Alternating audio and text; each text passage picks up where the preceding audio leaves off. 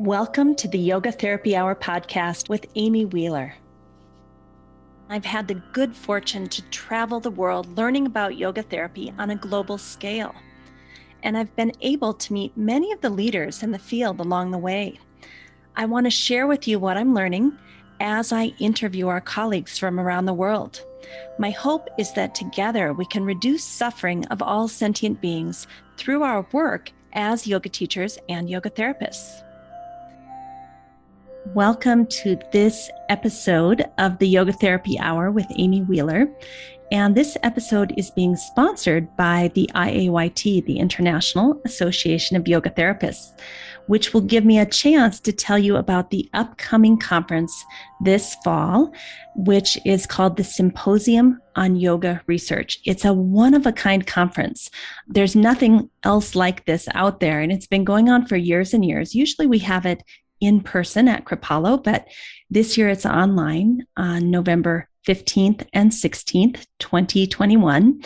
And it may stay online. I'm not sure what the future holds with COVID and travel, but for this year, we are really, really lucky because let's face it, it costs kind of a lot of money to travel to Kripalu. And so if we can get this information online, we can bring it to a whole lot more people. So there's some really special things happening at the conference this year. A lot of it is around educating us as yoga therapists on how to understand research out there. I have people call me all the time and say, Amy, I want to do a research study on XYZ for yoga or yoga therapy. And I say, do you have a PhD in research? And they say, no. And I say, well, it's similar to working on your car. You really want to know what you're doing. We can't just kind of jump in there. So a lot of what we're doing at this conference is helping you to understand where you as a yoga therapist fit into the big research picture. And usually that is as a protocol developer, which is a great gig to have, a yoga therapist or yoga teacher that's going to implement that protocol and show you how you fit into the bigger picture of research. All research these days, proper research, is done with a team. It has a principal investigator and it has a statistician as a protocol developer. And so we'd like you to understand that process a little bit better. And we have some really great people helping you with that. And in addition, you're going to have poster sessions that we have abstracts in the program guide. And there's all the main conference presenters where you'll get to learn the latest and greatest research that's come out in the last year or two. And so the great thing about that is it gives you the language to talk to your colleagues in healthcare and show them proper studies that have already been vetted by I-AYT, so they're solid research studies. So I really hope you'll consider joining us this year. There is a BIPOC discount, and there's a discount for people who live in countries that have been identified by the World Bank as lower to middle income. So you can contact I-AYT at their website to ask about that, which is www.iayt.org. Or if you think, I'm just going to go for it. This sounds great. This is like what I want to do. If you want to register for the conference, you can go to www.iayt.org/SYR. SYR stands for the Symposium on Yoga Research. Now, this year, the conference is November 15th and 16th, and then there's also pre-conference workshops. So even if you can't attend on those days or all of those days, you can have the replays for an entire year after the conference. And if you're listening to this podcast a few weeks or a month after the conference has already been held, you can still get access to those replays.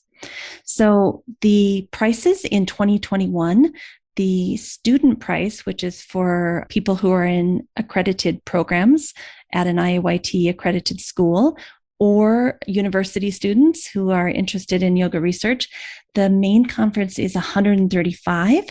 And if you'd like to attend the main conference plus the pre-conference workshop, it's $165. So an extra $30 to do the pre-conference workshops.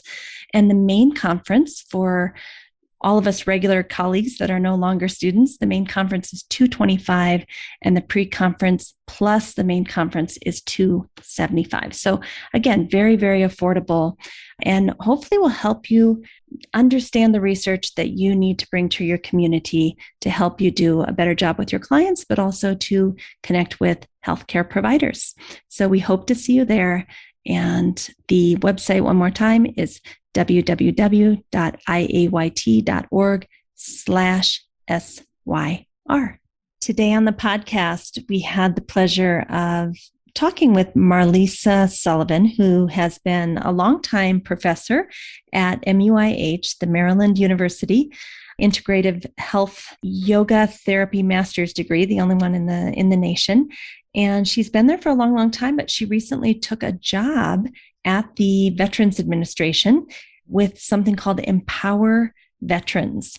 And she is working with them to help veterans who have chronic and persistent pain. And so a lot of what we talked about today was her new job. And we talked about this idea of pain is in the brain, which can sometimes be misinterpreted to you're making it up, it's in your head, but that's not what it's saying at all. This is a chart that Laura Schmalzel, who is a wonderful researcher and neuroscientist, has helped me to come up with for our optimal state yoga therapy program. And it's basically what Marlysa talked about, that there is a response to data coming through the nervous system up to the brain, and that if there's inflammation in the system, if there's certain torque or pressure or vibration coming up through the data input of the nervous system, temperature, emotions, the fight or flight or freeze or relaxation response of the nervous system, memories, all of this data comes together, shooting up the spinal cord to the brain to determine if there should be a pain response. And it really boils down to, am I safe or am I not safe? And if I'm not safe, there's going to be pain.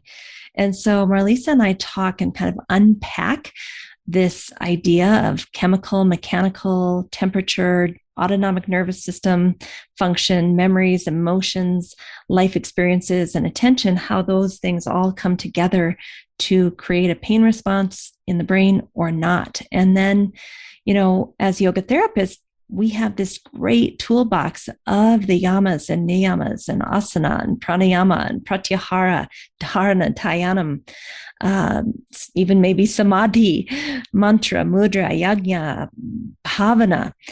All these yoga tools in the yoga toolbox are what we use to kind of modulate that pain response from the brain. So that was a wonderful part of our talk. And then we got into a little discussion about Stephen Porges and the recent critique of his work and what Marlysa sees as valid critique versus not so valid. And I know a lot of you are very interested in that Stephen Porges work, but also the recent critiques that went viral. And so it might be nice for you to hear Marlysa's perspective on that. So I hope you enjoy this episode, and we look forward to sharing it with you.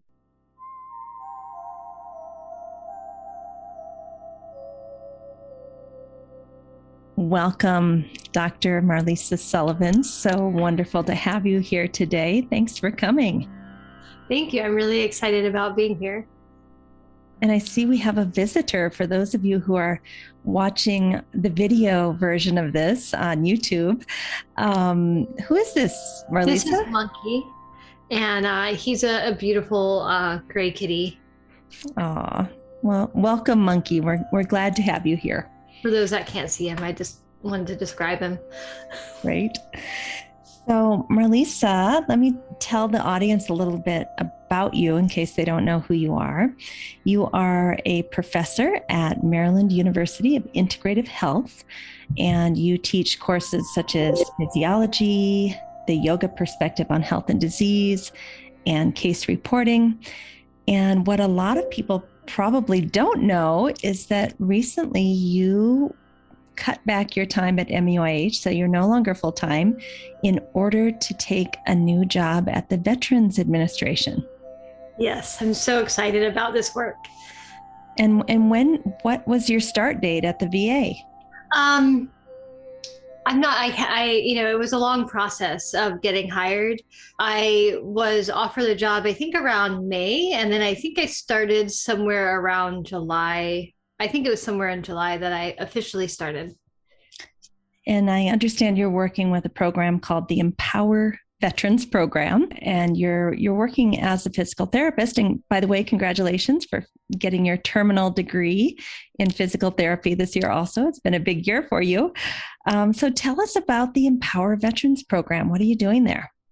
Yeah, so it's a really cool program. It's been running at the Atlanta VA since about 2013 or 2014. And I've known the director for a while, Dr. Michael Sanger. And it's a program where veterans meet for 3 hours a week for 10 weeks. Mm-hmm. And it's a group program. It was always in person, but of course, with COVID, it morphed to online, which is actually better for chronic pain. So people don't have to spend 30 minutes in the car or an hour in the car and have to kind of re up their pain every time they have to drive. But it's 3 hours, and they have an hour of whole health coaching and spiritual counseling, then an hour of acceptance and commitment therapy with a psychotherapist, and then an hour of mindful movement with a physical therapist. And the mindful movement integrates a lot of yoga and Tai Chi as well as pain science. So because you've written a book on pain science and you have been such a leader in meaning and purpose within the yoga therapy community, I can see why they wanted to hire you. Yeah, one of the things I really love about the program is one of the main goals throughout the 10 weeks is for the veterans to connect to what is their life mission, what is their purpose, what is most valuable to them. So that's really interwoven throughout the spiritual counseling, the psychotherapy, as well as the mindful movement. And so all three pieces, like one of the drawbacks of a lot of integrative health practices is that it's often still very siloed, where someone has this treatment over here and that practitioner doesn't really get to have the time to talk to the other practitioners. And so it's still a very siloed kind of integrative health. And what's nice about this program is that it's really integrated, meaning that like the themes that are carried through the spiritual class, the psychotherapy class, and the mindful movement. And the chaplains, psychotherapists, PTs are all talking to each other several times a week in order to really make sure that this care is really integrated and the themes are landing in a good way, and that we can continue to refine how that's happening. And you actually have quite a few staff meetings weekly with all of those people involved. Yeah, so it's great. Like sometimes our staff meetings are more logistical and sometimes they're more philosophical. So it's great to, be able to really go from, logistical concerns to like deeper philosophical questions about meaning and purpose, and how do we really speak to that idea in the chronic pain population. I mean, it sounds like a dream job. And I think, how do you feel? Is it your dream job? It's interesting because I think back to like when I first started physical therapy. I had started out in medical anthropology. And so I was always interested in how belief and spirituality impacted ideas of health and healing. And it was only when I met a physical therapist who was this amazing woman, Karen Davis, and she inspired me to become a physical therapist.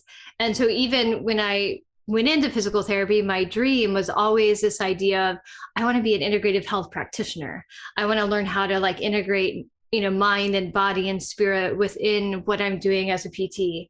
And so I feel like, it's been 20 years. And so like 20 years later, it's the job that combines all of that together, which is really exciting.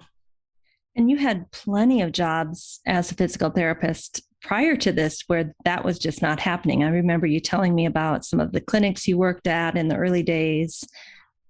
Yeah, I remember, because I started out as a very traditional manual therapy, orthopedic physical therapy, working with back pain, neck pain. I did craniosacral therapy because that was a little bit more on the edge of that mind, body, energy type work. And then I met, of course, Matthew Taylor, who's, one of the really, to me, founders of these PTs that are integrating yoga therapy.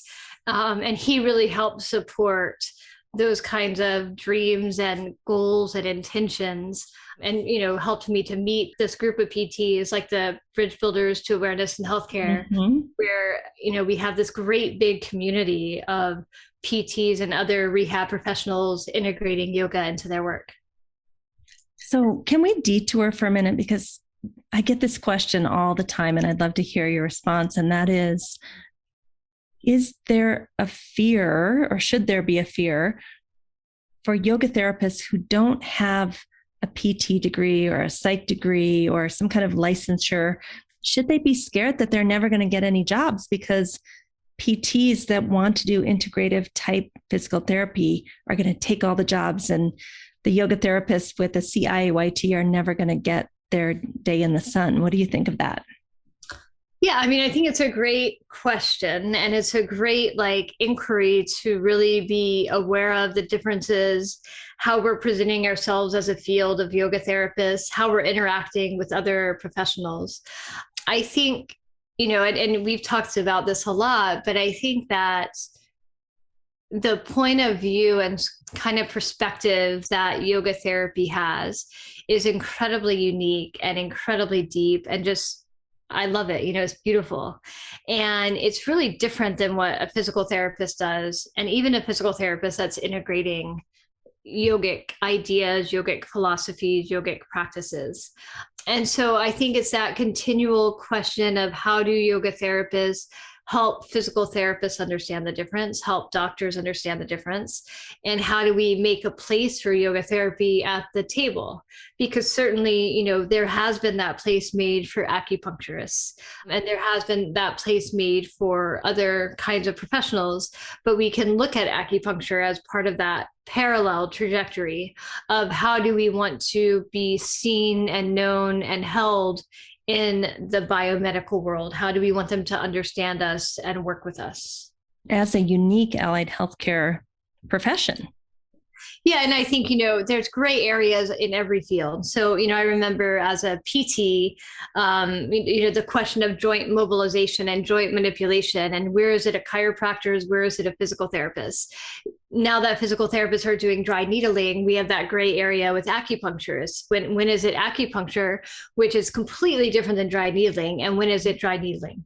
And I think the same is going to happen with yoga, where people begin to understand when someone is doing yoga therapy, they're coming with this perspective of a yoga therapist, and it's the full way that they're meeting the client.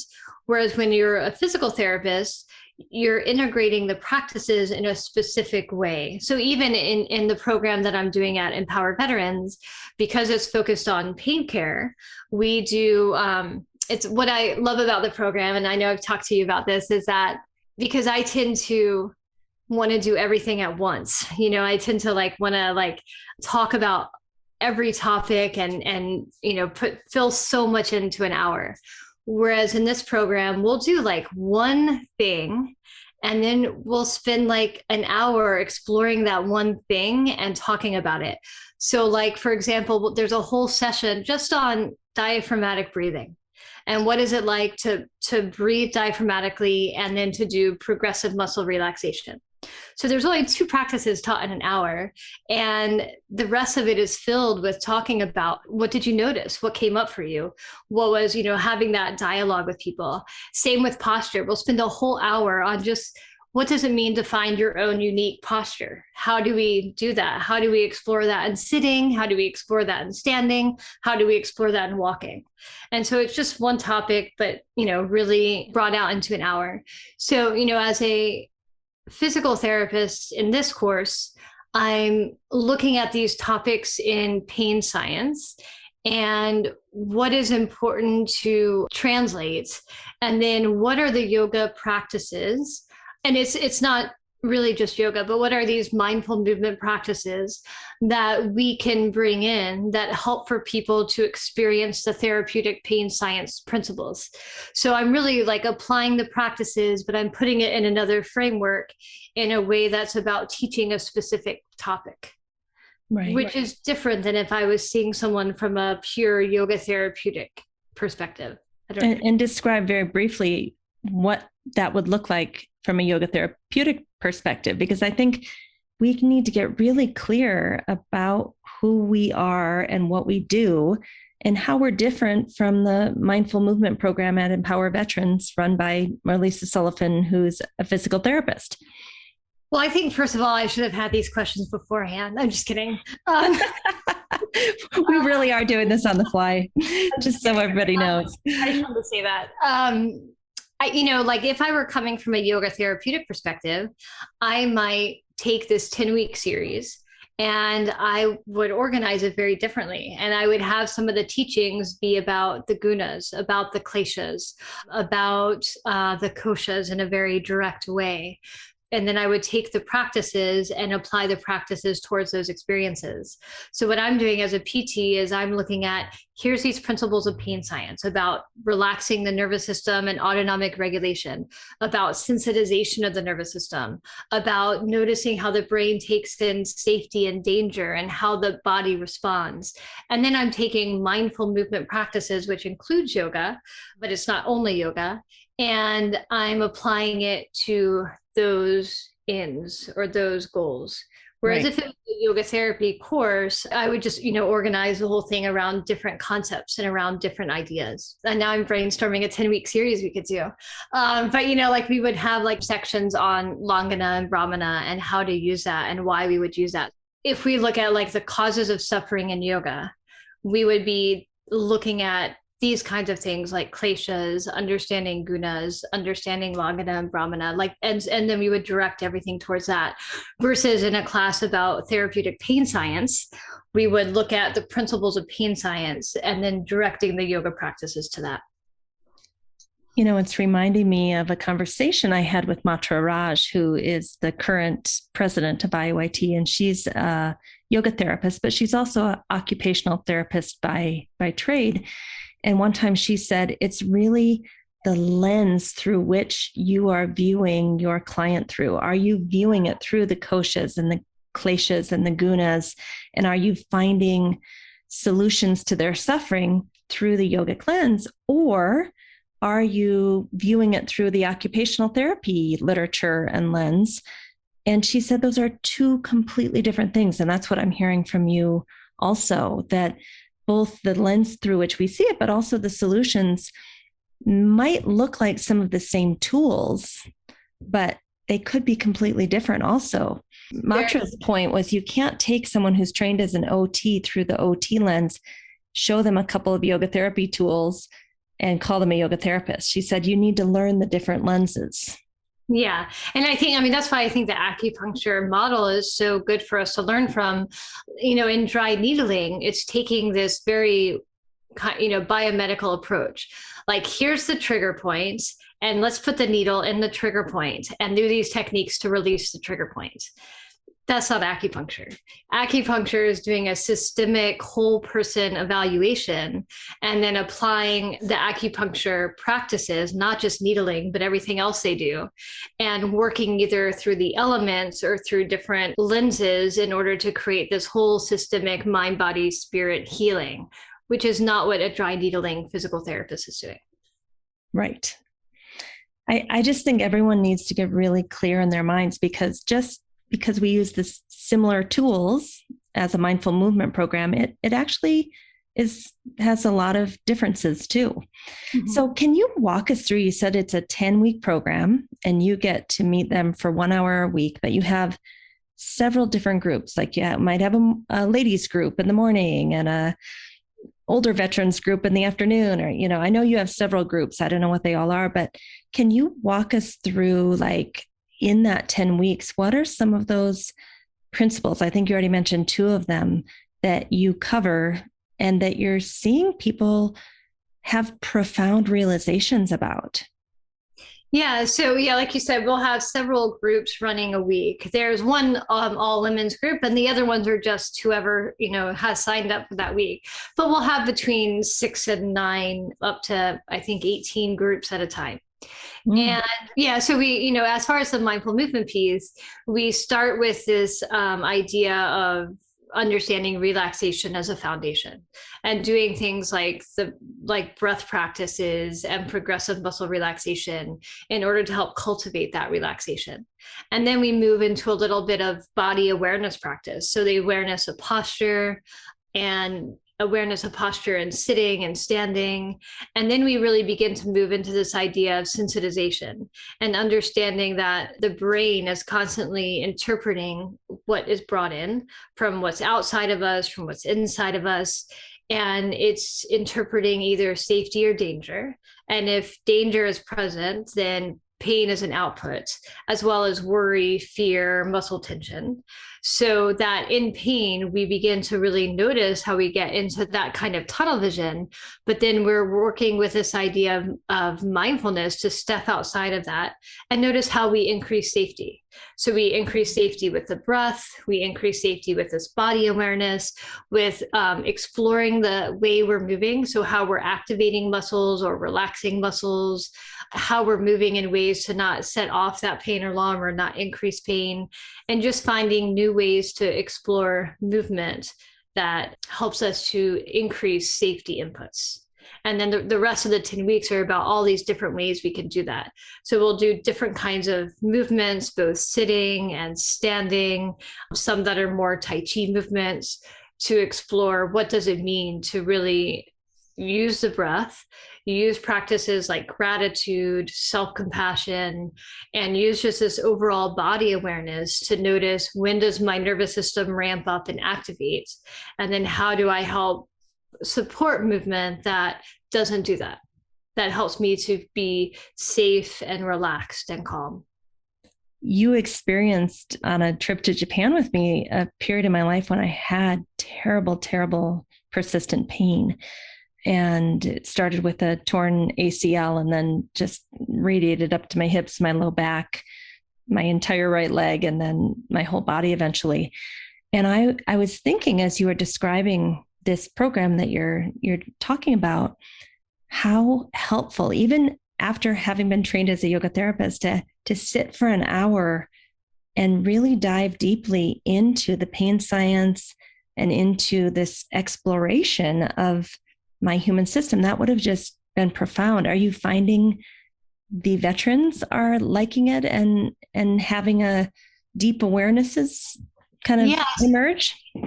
Yeah. And it's just, I think, like you said, over the past few years, I've been getting more and more into teaching a lot more at Maryland University of Integrative Health, which I love teaching, and it's so much fun. But being back more a little bit as a clinician, it's just so amazing. Like, it's really that opportunity to see that what you're teaching, what you're exploring, it does actually really work. And there's a multitude of ways to language what you're learning. There's a multitude of ways to language these ideas.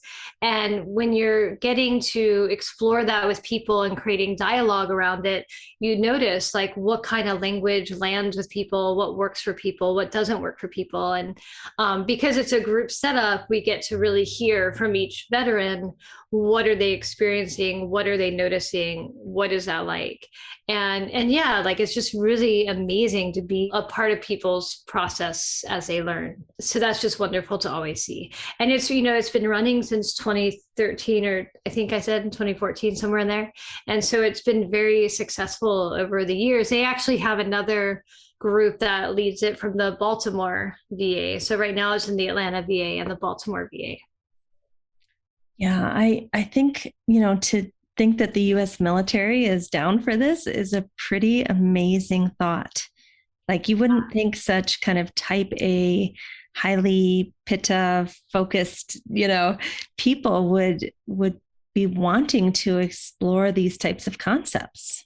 Well, that's what I think is such a great time for us as yoga therapists, is that there is more and more openness to these ideas of purpose and meaning. Like in my books, one of my primary research avenues has been this idea of purpose and meaning, and showing how purpose and meaning has been shown to decrease inflammation and support the immune response and to help with mortality, all-cause mortality, regardless of other health conditions or diet or physical activity. So we're at this really great great time where people are beginning to understand, and the research is supporting how important purpose and meaning is.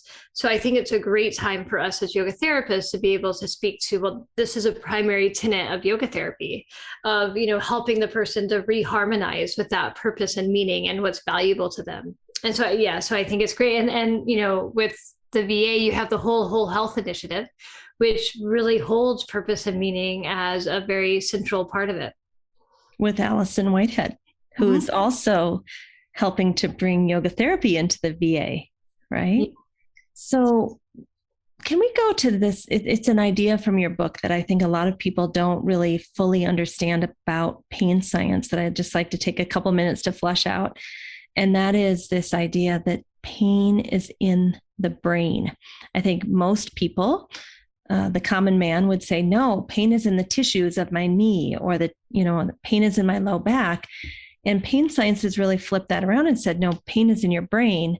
And some people almost feel offended by that. Like, what are you talking about? It's not actually my low back hurting. So can you unpack that a little bit for us? Yeah, and it's such a fine line. And, one of the things I love about having 10 weeks to explore that with people in that group is that we get to really speak directly to this idea of, when we're saying it's in the brain, that's different than saying it's in your mind, because people, like you said, will take this teaching of pain being an output of the brain and say, oh, you're just saying it's in my mind. And we're actually not saying that. We're saying that it's actually in your nervous system. It's in your brain. It's in this primary communicator of your whole being that connects your thoughts and your emotions to your body.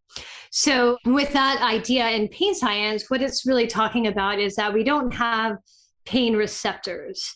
We have receptors that sense things like chemical changes, temperature changes, and mechanical changes, meaning like twisting or torsion or compression.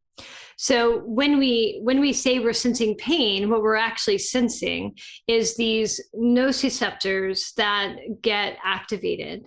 And that could be because of either of these things: inflammation, the chemical, temperature, or some kind of torsion or compression. So that information comes through our nerves to our spinal cord and eventually up to our brain, where it is processed alongside memory, belief, emotions, what's happening in the present moment, how hungry we are, what we see with our eyes, what we smell, what we hear. So all that information is being integrated at once. And really, like, not to oversimplify, but in a sense, the brain just says there's danger present or there's safety present. And this really gets into that teaching of Dr. Porges is about neuroception, that there is, our nervous system subconsciously is taking everything, all this information, and it's saying, I need to be careful, there's something dangerous, or everything is fine and I'm safe. And if danger is present, it sets up this stress response as well as this output of pain. And with that pain, muscle tension and digestive changes and all those kinds of things. Whereas if my nervous system and my brain detect safety, then I can have that relaxation response, and I can have that, instead of the narrow focus that happens in a sympathetic response, I can have that more broad vision and executive function and access to empathy and compassion and those kinds of things. And so it's a really fine line to teach that, because people will misinterpret that as saying, oh, you're just saying it's in my head. And that's not what it's saying. It's not saying that you're making it up, or that it's because of your emotions, or it's because of your thoughts. But what it is saying is that because it's in the nervous system, that means we want to retrain the nervous system. Just like you would retrain muscles, like if you were preparing for a sport, you would want to train your muscles to get ready for that sport. In very much the same way, in chronic pain, your nervous system has kind of gotten in this rut of being active in a certain way. Your brain is on high alert, detecting danger with any kind of input. So what we want to do is help your brain to detect safety. So we want to help to take those danger cues and lower them so that you can begin to perceive safety, and then you can determine what kind of actions you take. That was a beautiful summary. People might have to stop for a moment and rewind that. But what I heard you say was all this data, from mechanical torsion and force to chemical inflammation to temperature, hot and cold, to emotions, to memories, to life experiences, to where you're putting your attentional focus, to your emotional state. All of that is pushing data up through the spinal cord to the brain. And then the brain says, is it safe or is it not? Yeah. Boom. And just, like what you were saying about the mechanical piece, like sometimes you will notice, oh, wait, I'm having some torsion or compression on this tissue. I need to relieve it. So what pain science is not saying is that like there's no such thing as mechanical pressure. You should just keep pushing through it. That's not what it's saying. It's allowing you to really accurately perceive, oh, this is actually compressing this part of my body in a way that doesn't feel right. I'm going to shift what I'm doing so that's not happening.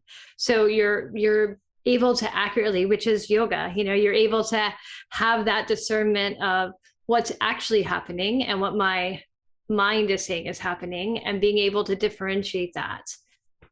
Right. And so when I take this back to the Empowered Veterans Program, you're helping them explore how their emotions set up their nervous system to have a pain output, or how the way they stand, or their inflammation, or their breath. Yeah. It's I always find it so funny. I had someone, I won't say who she is because I don't know if she would mind, but like I remember someone graduating MUIH and saying, wait, I got this master's degree and really it's the breath that's so important. Like it's just about breathing.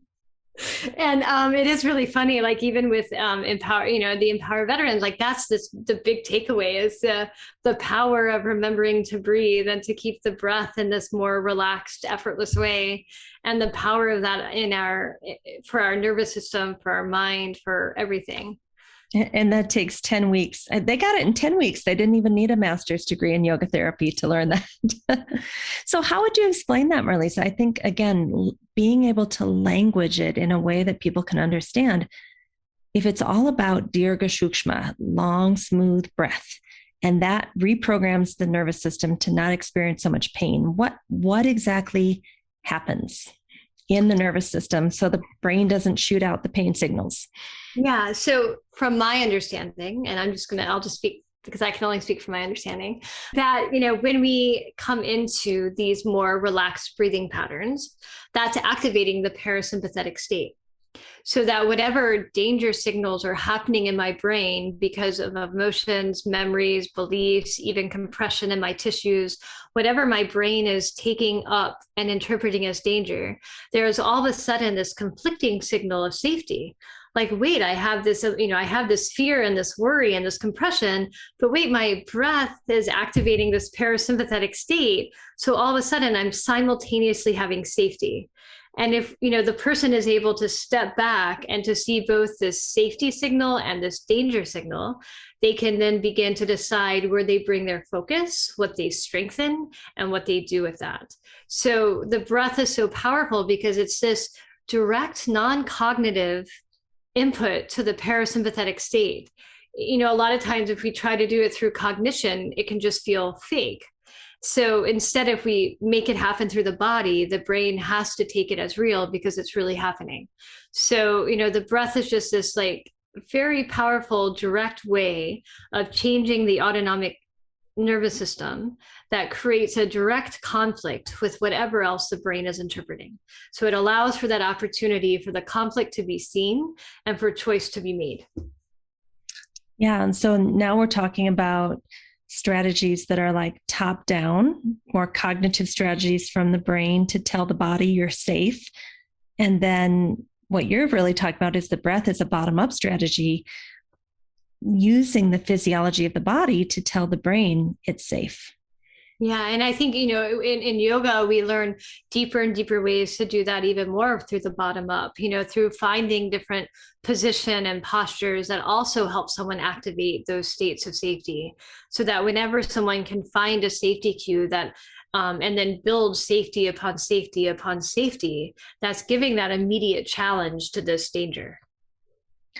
And do you ever find people that are kind of attached to the identity of not being safe, of having persistent pain or chronic pain, who can't actually allow that safety in no matter what, even if, you've taught them a breath practice and maybe even their blood pressure and their body temperature, and maybe even a lot of physiological signals would say, hey, you are relaxed. Do you have anybody that is kind of attached to their identity of pain? Yeah, I would say that happens often. To a lot of us, right? And I think for me, it's the biggest challenge as a therapist, whether it's physical therapist or yoga therapist, is for me to have the patience for that, right? Like the person needs to be, and I think yoga therapy is really great at understanding this, is, I want to allow space and room for the person's healing to happen. And it can only happen at the extent and the amount that their being is ready for that to happen. So, I've worked with people where I've worked with them for a year on really cultivating safety. And it's taken a year to really begin to unpeel those identities and attachments away. But that foundation of safety is so key. Dr. Porges has a actually new book coming out soon called Polyvagal Safety. Just this idea that, like, so in the article that we wrote and also in the book, one of the things I talk about is, and the Bhagavad Gita speaks to this idea as well, like how important sattva is first, like how important it is to cultivate safety and calm and peacefulness. And that has to be there. Equanimity. Equanimity. And it can take a moment, or it can take 20 years, like it's just each person's ability to deepen that well. And it's interesting. I remember when I was first a PT, one of the things I never wanted to do was to have patients for a long time, because that meant that it was codependent. And so, like, no, you see people, they get better, and then you discharge them. And now understanding, 20 years later, I mean, I still think you don't want to be careful of codependence, but at the same time, like, it can take 20 years. And sometimes the person can't do it by themselves, and they need the therapeutic container of the session to have that autonomic resonance and to have that, like, synchrony that you can have. And that's not always a negative thing. Like, sometimes it is just what it is. You want to be careful with those relationships and that kind of thing, that it's not you becoming dependent on them in an unhealthy way. But at the same time, if someone has had a lot of attachment to their pain, or they've had a lot of trauma, or they've never experienced safety before in their life, who am I to say that it should happen in 3 sessions or 6 weeks? That, like, if we can continue to just create this well of safety, this well of well-being, and letting it happen as it happens. Which I think the longer it takes to get to that safe space, the better the boundaries need to be with any type of therapist, whether it's psychotherapy or physical therapy or yoga therapy.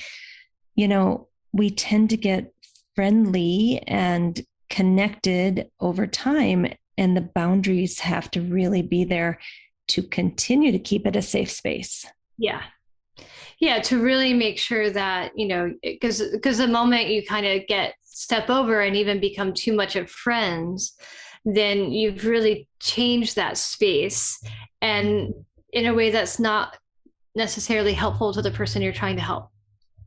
Yeah, we tell all of our students in our yoga therapy school that you are not your client's friend.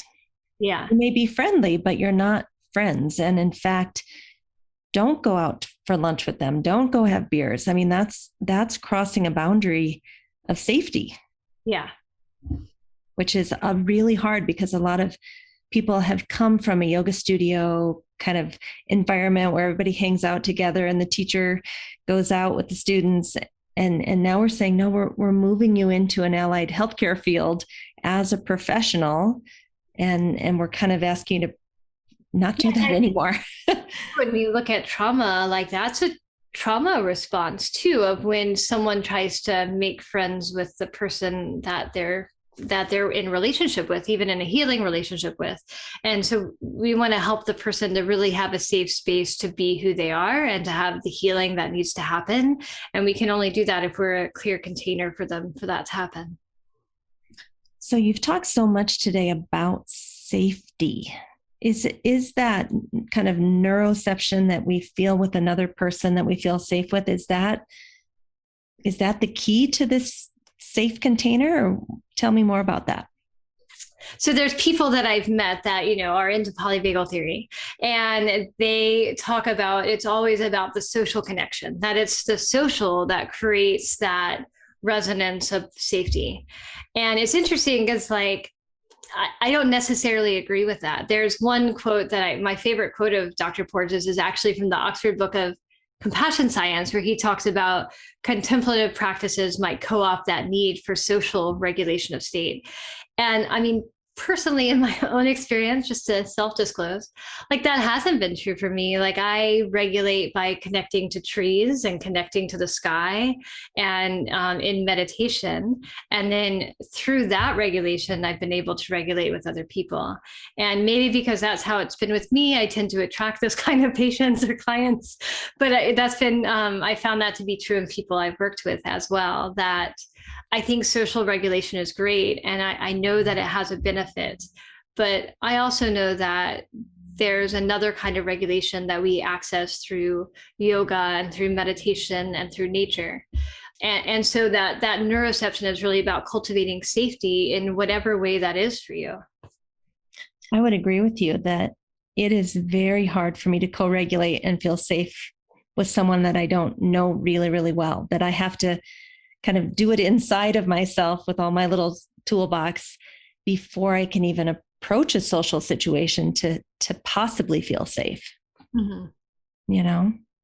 So you have brought up Dr. Porges a few times today, and I know you don't have any of the questions that I'm going to ask you, so you can just tell me no, thank you, if you're not in the mood for answering this. But recently there was a blog post that kind of went viral, kind of critiquing Porges' work and saying that it isn't scientifically proven, and you and I had a little discussion about this, that it takes time to put a theory out there and to test the theory and to really take all the different parts of it and run, double-blind controlled studies, and that cost a lot of money. It could take decades. So tell me, first, can you just summarize what the critique was in this blog article, and then tell us if you think there's any validity to it, or if you think this is an unfair critique? So first, I'll just say that on Dr. Porges' website, Polyvagal Institute, he has a really great, very in-depth response to the critique with tables and anything you ever want to read about the more depth scientific piece of that. I would definitely go there. There are aspects of polyvagal theory that are really well researched, that are very scientific. And these teachings of autonomic regulation and autonomic resilience, and how the autonomic system connects physiology, psychology, and behavior, those pieces are really well researched. The parts that are less well researched is that clinically, one of the reasons that polyvagal theory has gained so much steam and momentum is that it describes things clinically that has never been found in research yet. So the dorsal vagal response, that response to trauma of really shutting down and that slowing of response, is something that clinicians have seen, is something that clinicians know, psychotherapists, other therapists, I'm sure, but that they know that is true. But there hasn't been a lot of research on that. And the dorsal vagal response, there's not a lot of research on it yet. So that piece of his theory is actually something that's more theory than research, but it's also clinically known. So when we look at evidence-based practice, it's supposed to be this balance of research, clinician expertise, client values.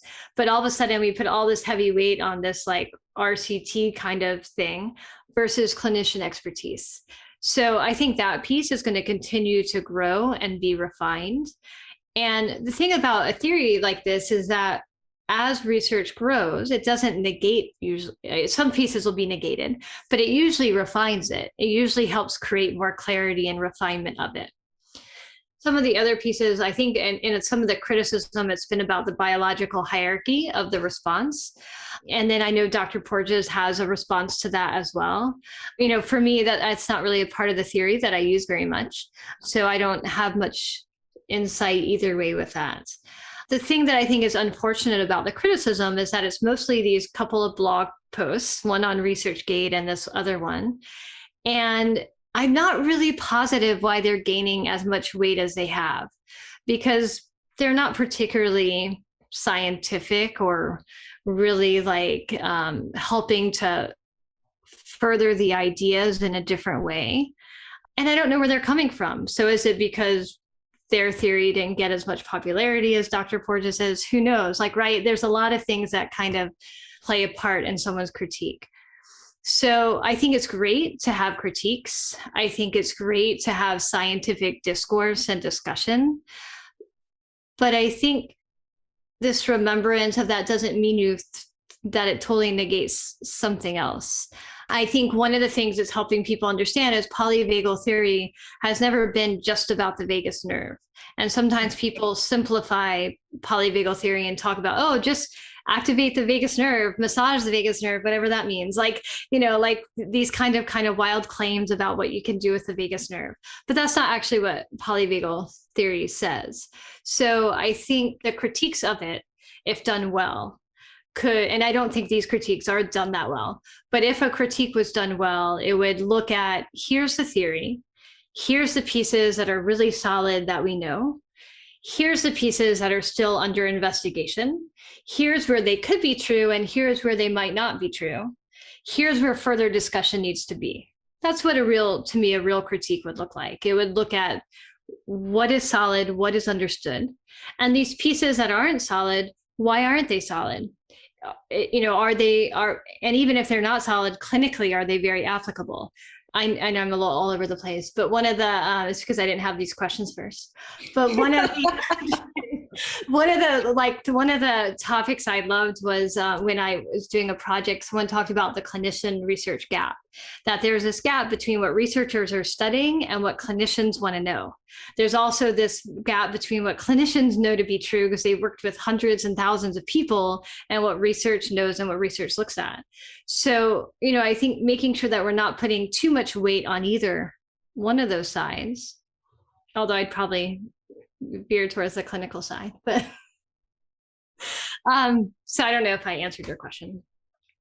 You really did. And, I think what I heard you say is science is an evolution over time where we carefully examine and test theories and determine what needs to be refined, what's already solid, what may fall away, and that is the natural evolution of science. And one thing that I appreciate about Dr. Porges is he's not been afraid to engage in that and to put really important clinical theories out there for discussion. His ego is not so big or small that he can't take the critiques, right? I mean, because you have to really put yourself out there and let people sift through what you're doing and call you out. And as far as I can tell, he hasn't been defensive about it. He's just been yeah, let's do this. Let's move this forward and see if what these clinicians are experiencing actually does play out in the lab. Yeah. And I feel when we look at why is it that this theory gains so much popularity, it's because it describes something that was real.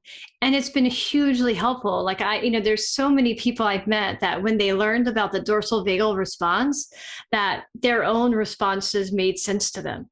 And then it allowed them to, we were talking about that attachment to chronic pain, but when people learned about this idea of neural platforms and how their responses could be looked at through that lens, all of a sudden the judgment and self-blame and self-hate kind of melted.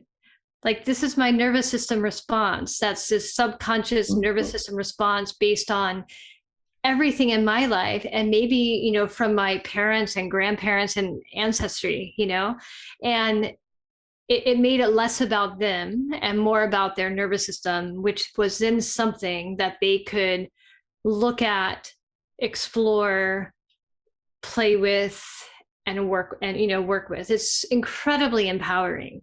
So, to negate the theory completely based on that some pieces of it might end up falling away or needing to be refined is just silly to me. And it's not science. I think I was having this discussion with someone recently about it, and I can't remember the whole poem, but what's come to me about that is I remember when I was in high school and I was first learning about physics, and I loved physics so much. I went to physics camp and I studied nuclear physics. But my favorite poem is this one by Walt Whitman about the learned astronomer. And I can't recite it. I never memorized it, but it's something about how I was in the room with the astronomer going over the figures and charts. And then I walked out of the room and just looked at the night sky with wonder and awe. And to me, that poem still really resonates with me and so much defines who I am. I love the science. I think it's super fun to get in there and dissect it and really explore and see what it all means. But what is so much more powerful is when you step away and you let the magic be there, and you let the wonder be there and the awe. And that's what science is about to me. That is just beautiful. And what would life be without the sky and the charts and statistics and graphs? We need both. And I think that's where Porges, in my mind, has been so profound, because many people are either stuck in one camp or the other.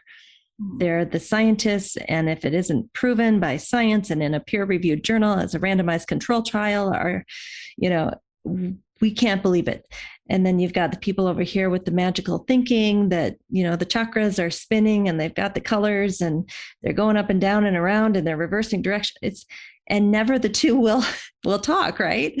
And what I feel Porges has been able to do is to get the magic, not necessarily the chakras, but get the magic and the science people kind of coming together and socially engaging with one another.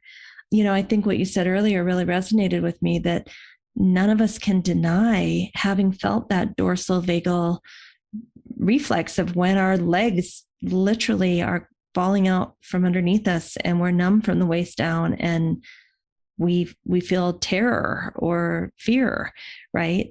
Something is going on there. That's not made up.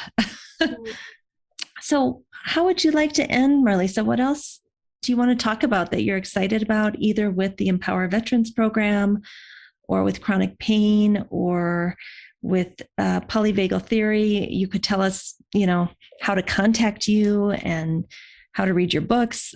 How would you like to close this up? Well, my two books, Understanding Yoga Therapy, and, for me, the part of my intention in that book was this similar idea, to have some storytelling from the Mahabharata, to really use the text of the Sankhya and the Upanishads, and then to combine that with this scientific theory of eudaimonia and of polyvagal theory, and then to put that into clinical practice. So that's really when I had that drive to write the book, that's what it was about, this combination of all of those aspects.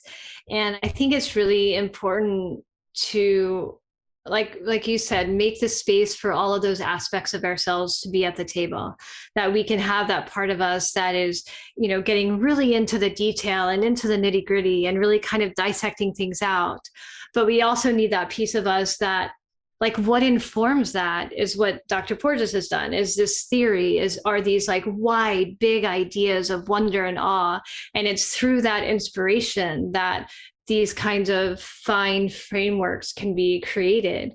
But then it's only in real life application. It's only in your own application in your own life, your own journey, as well as if you're a therapist or a yoga teacher and working with others. It's only that application. I'm going to say it like this. I don't know if it's quite what I mean, but that's all that really matters. Do if it doesn't, in the end, that's all that really matters. Yeah. In the end, that's what matters. And when you see these theories of pain science or polyvagal theory or eudaimonia, and you see it kind of filtered through these kind of more fine frameworks through science and practice, but then you actually see it take place.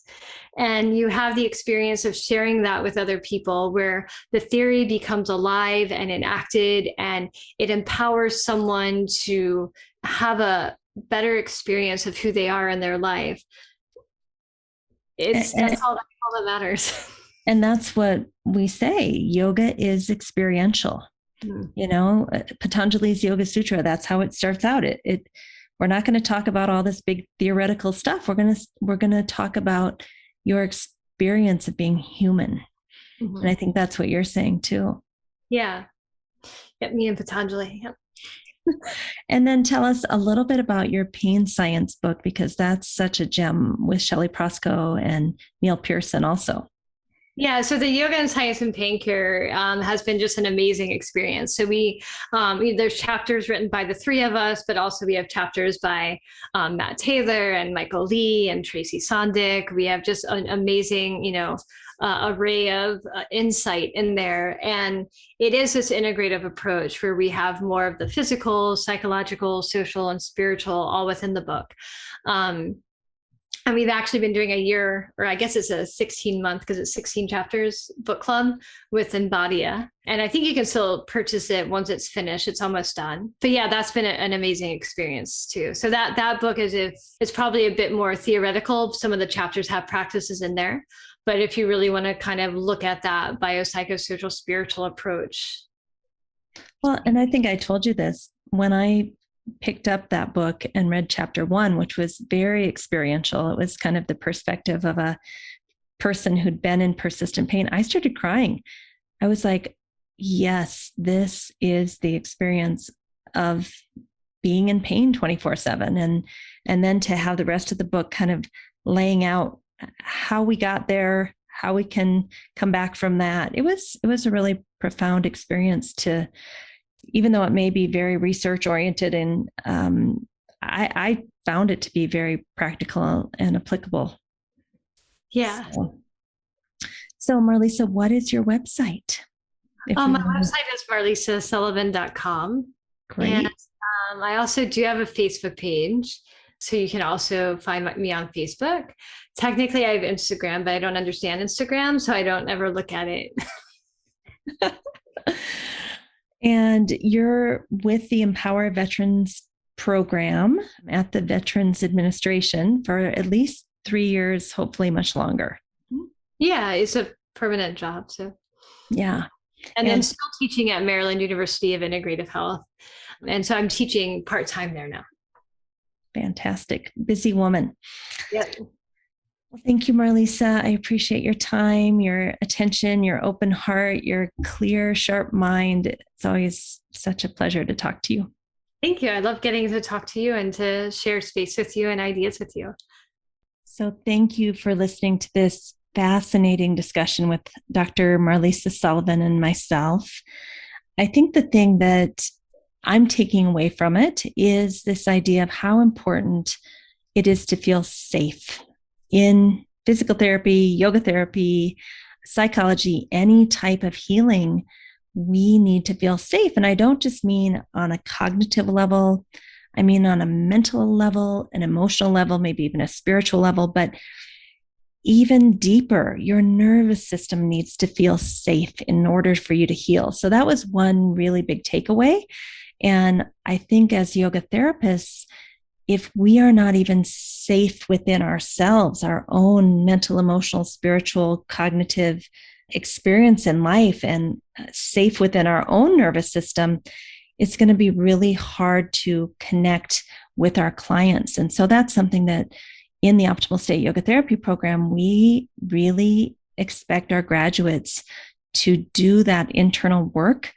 It is not only a professional degree to become a certified yoga therapist with us, but it's a personal transformation journey that we need people to feel comfortable in their skin and have worked through their own traumas enough to create a safe space within themselves that they can then share with their clients. So that was a really big takeaway for me.